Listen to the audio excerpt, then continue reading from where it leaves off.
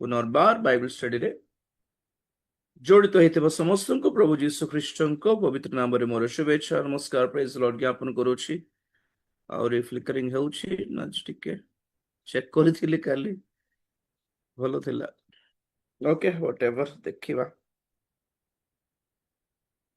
ठीक अछि आज रो बाइबल स्टडी निमंते हम माने जिबा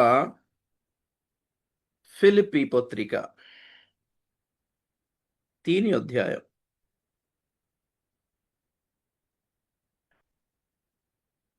दुई पद पढ़िबा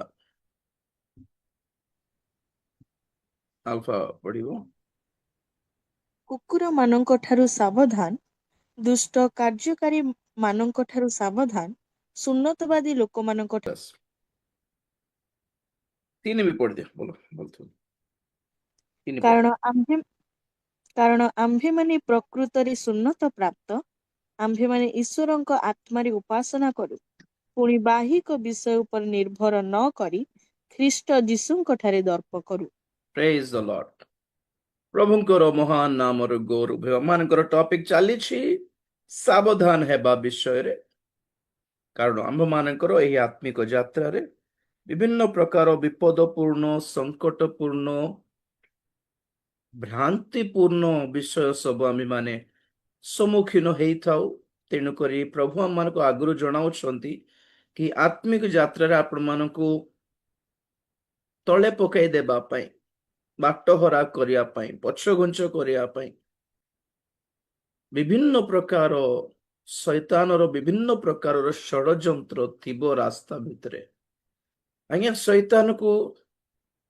एपरि अधिकार नाही कि से आम मान को हाथ धरिकी टाणी दे पारिबो ना से आंभ मान को केवल काउंसलिंग करि पारिबो बुझा एमिति किछि कान रे बुझाइबो कि जे आमे निजे बाट हरा हेबो एतके मन रखंतो एथिपई सबु पछरे लोक मानकर समस्त लोक मानकर जीवन रे सेमानकर पाप अधर्म ए सब कर्म आमे कहि दे तो ये शैतान लागि हे गला तो आमे देखु शैतान को तो तार दंड मिलबाटा दंड मिलिबो ही मिलिबो किंतु ए पर्यंत ए सब पछरे केवल शैतान ही रीजन अटे कारण अटे बोली जोर रे कोई हेबोनी कारण से जाके दाबी करे मु कौन करली मु जबरदस्ती करली कि बोली आपण मन कहउथिले आदम हवा को से किडनैप करके हाथ गोड़ बांधिकी फल काटिकी से मनकर पार्टी रे पुराई नहीं जबरदस्ती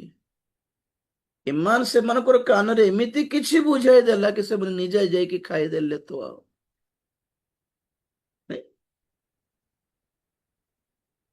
मोयाब्र राजा बालक आसिकी विलियम को कहला कि इस्राएली माने अच्छंती से माने जेमिति विनष्ट होई जिवे किछिटा मंत्र किछि जादू टोना टिके करि दियो बोललारु तो विलियम गल्ला जादू टोना काम कला नहीं पछे हमें देखू कि विलियम बालक को किछि शिक्षा देला कि एमान को हमें किछि जादू टोना करबा दरकार नहीं माने निजे असुचि है कि निजे से मानकर परमेश्वर निजे से मन को मारी देबे बोध करिवे तो केमिति करले अब किछि नै से माने असुचि हल्ला परि कर दियो केमिति असुचि हेबे देव प्रसाद खाइबा पई खाइला परि कर दिया आ विचार करला परि कर देले आमे किछ करबा दरकार नै से हमको परमेश्वर निजे रागी कि मारि तो पकाइबे आ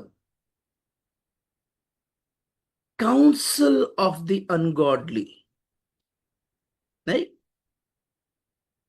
जे दुष्ट मानकर मंत्रणा रे चाले नहीं पापी मानकर पथरे ठिया हुए नहीं निंदक मानक सभारे बसे नहीं मात्र जे ईश्वरंकर व्यवस्था ध्यान करे अध्ययन करे और दिवारात्र से आनंदित आमोद करे ओडिया आमोद आनंदित हुए से धन्य तार जीवन केते सुंदर जलस्रोत निकटर रोपित एक गच्छ तुल्य थी वृक्ष तुल्य थी जार पत्र केबे सुखिब नहीं और तार फल ताहार समय रे उत्पन्न हुए ये सब ब्लेसिंग्स देखले कि नहीं आमानकर जीवन फलित हेबा पई सब बेले जलस्रोत निकटरे थिबा पई ପ୍ରଥମ ଫର୍ମୁଲା ହେଲା ଦୁଷ୍ଟ ମାନଙ୍କର ମନ୍ତ୍ରଣାରେ ଚାଲିବାର ନାହିଁ। Don't get any ideas of ungodly people. ଦୁଷ୍ଟ ଯାହା ଓଡିଆରେ ଲେଖା ଅଛି, ନାଇଁ କି ତେଲୁଗୁରେ ବି ଦୁଷ୍ଟ ବୋଲି ଲେଖା ଅଛି, ନାଇଁ, जो जन दुष्ट, हिंदीରେ ବି ଦୁଷ୍ଟ, ଇଂରାଜୀରେ ଲେଖା ଅଛି ଅନଗଡଲି ପିପୁଲ। ଯେଉଁମାନେ ଜମା ଈଶ୍ୱରଙ୍କୁ ମାନନ୍ତି ନାହିଁ, ଈଶ୍ୱରଙ୍କର ଭୟ ମାନନ୍ତି ନାହିଁ, ଈଶ୍ୱରଙ୍କର କଥା ଶୁଣନ୍ତି ନାହିଁ, ସେପରି ଲୋକମାନେ ଦୁଷ୍ଟ ଲୋକମାନେ। ଆପଣମାନେ ଜୀବନରେ ଯେକୌଣସି ଜଣଙ୍କର ଆଇଡିଆ ଯଦି ଫଲୋ କରୁଛନ୍ତି ତାହା ଗଡଲି ଥିବା ଦରକାର, ଈଶ୍ୱରୀୟ ପରାମର୍ଶ ହେଇଥିବା ଆବଶ୍ୟକ ଅଟେ। ତେଣୁକରି ଏଇ ଯାତ୍ରା ପଥରେ ବହୁତ ଲୋକ ଭଲରେ ଯାତ୍ରା କରୁଥିବେ, କିନ୍ତୁ ମଝିରେ ସାଇଡ ଟ୍ରାକ୍ ହେଇଯାଆନ୍ତି। ଆମେ ପଢିଥିଲୁ କି ନାଇଁ ଗାଲାତି କେତେ 5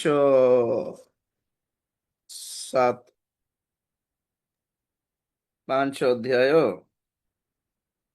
7 ପଦ, ଗାଲାତି।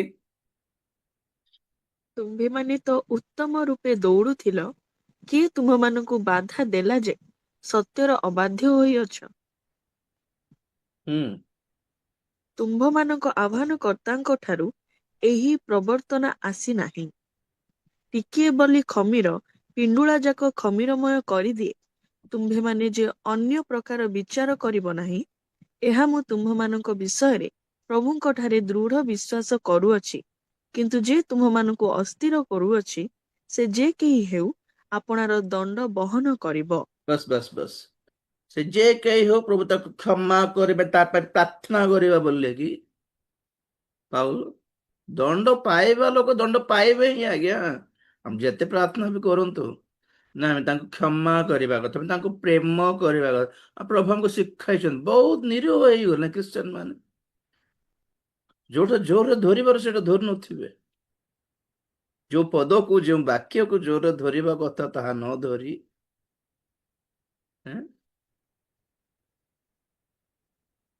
ଇନକେପେବିଲିଟି ଲୋକମାନଙ୍କର। ତ ପଏଣ୍ଟ ରହିଲା, ତୁମ୍ଭେ ମାନେ ତ ଉତ୍ତମ ରୂପେ ଦୌଡୁଥିଲ,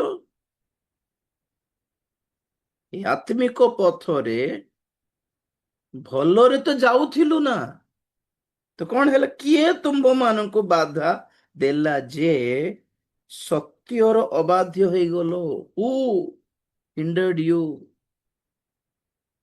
हु डिस्ट्रैक्टेड यू? कौन आपको साइड रास्ता दिखा दिया?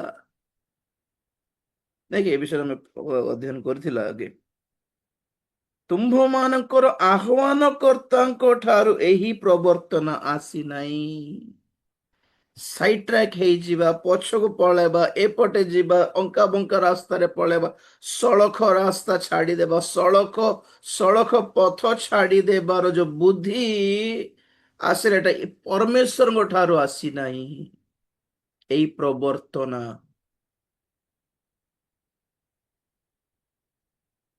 ସେ ଖମୀର ବିଷୟ ଏଠି ଲେଖା ଅଛି, ଅଳ୍ପ ଖମୀର ପିଣ୍ଡୁଳା ଯାକ ଖମୀରମୟ କରିଦିଏ। one wrong teaching, one compromising teaching,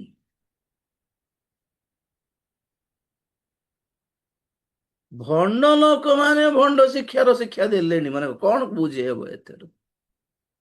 ଭଣ୍ଡ ଶିକ୍ଷକ ମାନଙ୍କ ପ୍ରତି ସାବଧାନ ବୋଲି କହିଲେ କନଫ୍ୟୁଜନ ହେବୁନି କି?